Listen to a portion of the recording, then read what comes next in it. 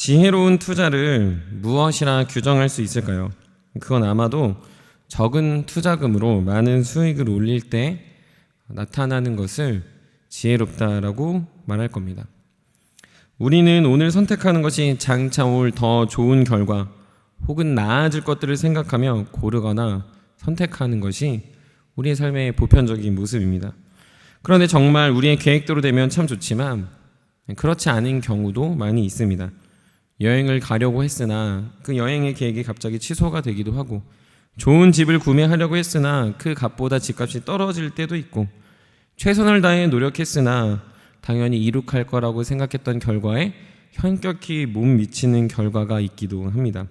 우리는 선택함에 있어서 반드시 미래지향적 결정, 장래의 일들을 염두에 두고 그 결정을 하게 됩니다. 그럼에도 늘 불확실함에서 잘 되려는 기대와 소망이 내포되어져 있는 건 어찌 보면 우리가 살아가는 인생 안에 당연한 모습이라 생각합니다. 이와 연관해서 오늘 읽은 본문 중에 특별히 20절부터 22절에 보면 족장들의 삶을 언급하며 그 모습을 알려주고 있습니다.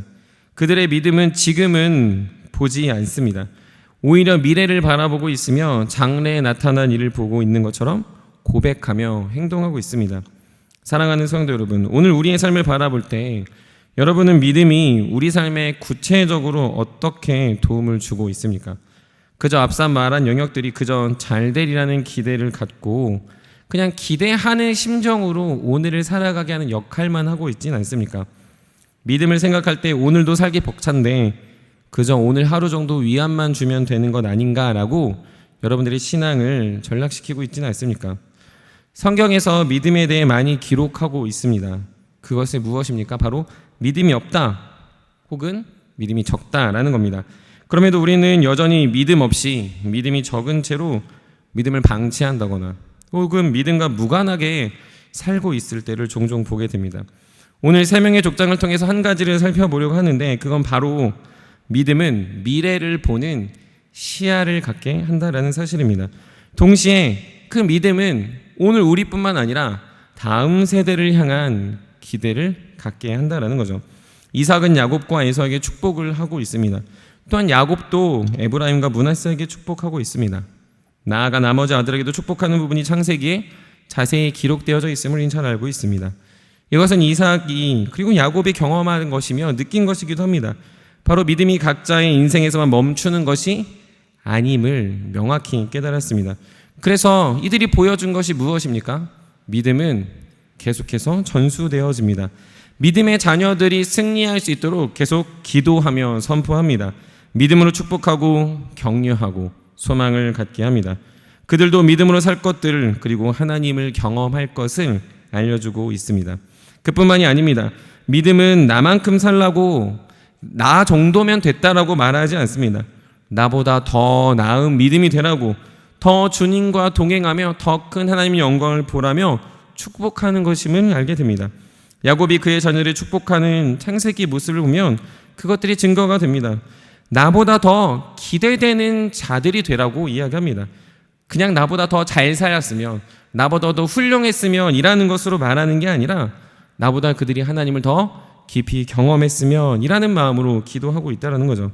이처럼 믿음으로 장래를 보는 자들은 사람들의 세상과 사람들이 자녀들을 보는 시각과는 다릅니다. 단순히 좋은 것을 주는 것에 재빠르게 움직이지 않습니다. 그저 자녀들이 이 세상에서 건강하게 사는 것을 우리의 목표로 두지 않습니다. 자녀들이 그냥 이 세상에서 더 성공하고 위대한 사람이 되라고 우리의 삶을 내버려 두거나 우리의 삶을 그들에게 그냥 설명하지 않는다라는 거죠. 오히려 그들에게 믿음을, 그리고 믿음의 풍성한 삶을, 그리고 나보다 더 탁월한 하나님과 영광의 은혜를 누릴 수 있는 자들이 되도록 권면하고 있다라는 것입니다. 주 안에 사랑하는 성도 여러분, 믿음으로 우리가 오늘 신앙생활을 하고 있다면 우리도 이들의 모습을 통해 배워야 합니다. 믿음의 자녀 세대들이 되도록 우리도 믿음을 전수해야 합니다. 나보다 더 탁월한 하나님의 사람이 되도록, 나보다 더 하나님께 순종하는 자들이 되도록, 그리고 내가 경험했던 것보다 더 풍성한 하나님의 은혜를 경험할 수 있도록 더욱더 믿음의 본을 보이는 자들이 되어야 합니다. 나만큼이라도 살았으면 좋겠다라는 것이 아니라 그들에게 있는 수많은 의심과 걱정들이 오히려 주님의 영광과 그 말씀과 예배 안에서 사랑하는 교회의 공동체 안에서 더욱더 온전히 해결되어지고 주님 앞에 더 나아가는 자들이 되도록 교육하고 가르치고 축복해야 됩니다. 세상의 가치관과 세상의 방법으로 가르치면 자녀들이 적당히 돈도 잘 벌고 결혼도 하고 직장도 잘 가고 이 세상에서 편안하게 사는 것이 우리의 바람일 수 있습니다. 그러나 그것이 우리가 미래를 바라보고 장래를 바라보는 믿음의 삶이 아니다라는 거죠. 믿음으로 살아가는 삶은 그들의 믿음의 끝이 어딘지, 그들이 믿음으로 살아가야 삶의 태도가 무엇인지를 알려주면서 그들에게 가장 사랑해야 될 예수 그리스도를, 그들이 가장 사랑해야 될 성경 말씀을 마음에 두도록 더욱더 기도하며 격려하고 축복할 수 있어야 됩니다. 그러나 사실 이렇게 살아가는 것이 녹록하지 않음을 우리는 잘 알고 있습니다. 축복하고 기도하고 격려하며 돌아보려고 하지만 우리도 이 세상을 살아가다 보면 돈 벌기에 급급하고 내 신앙 지키기에도 급급하고 그리고 교회를 사랑하며 섬기는 것도 나 먼저 건사하기도 힘들다는 생각 때문에 자녀들에게 차마 그렇게 살라고 말하지 못할 때가 있다라는 겁니다. 살아보니 학벌을 무시하지 못할 것 같고 살아보니 돈이 무시가 안 되더라는 겁니다. 살아보니 세상에서 명예롭고 권력 있는 사람들 앞에 우리가 쩔쩔매는 순간이 있을 때마다 나의 자녀들에게 그것들을 물려줘야 한다는 생각이 우리 마음과 생각을 지배할 때가 있다라는 거죠. 그래서 무엇을 말합니까? 돈을 벌어야 된다, 공부해야 된다, 세상에서 성공해야 된다가 믿음을 전수하는 믿음의 눈과 축복보다 더 앞설 때가 있다라는 겁니다. 그러나 사랑하는 성도 여러분, 우리 인생이 그런 것들로 정말로 안전을 누릴 수 있습니까? 정말로 나의 주, 나의 하나님보다 그것들이 사랑하는 자녀들에게 먼저 전수되어야 합니까? 그것이 아니다라는 겁니다. 세상의 방법과 세상의 지혜보다 하나님의 방식대로 살아가는 정직한 하나님의 다음 세대들이 필요합니다. 세상이 어떻게 흔들릴지 몰라도 흔들리는 그 세상에서 같이 흔들리는 자가 아니라 세상 안에서 말씀에 뿌리 받고 요동치지 않은 굳건한 다음 세대들, 주님의 자녀들이 필요합니다. 성경은 융통성이 아니라 굳건한 하나님의 사람을 필요로 하고 성경은 세상의 지혜로 뭉친 자들이 아니라 하나님을 사랑하는 자들을 필요로 합니다. 세상은 세상의 성공을 위해서 나아가는 자들을 필요로 하는 것이 아니라 늘 주님의 말씀을 가장 우선순위에 둔 하나님 중심적인 자들을 원하고 있다라는 거죠.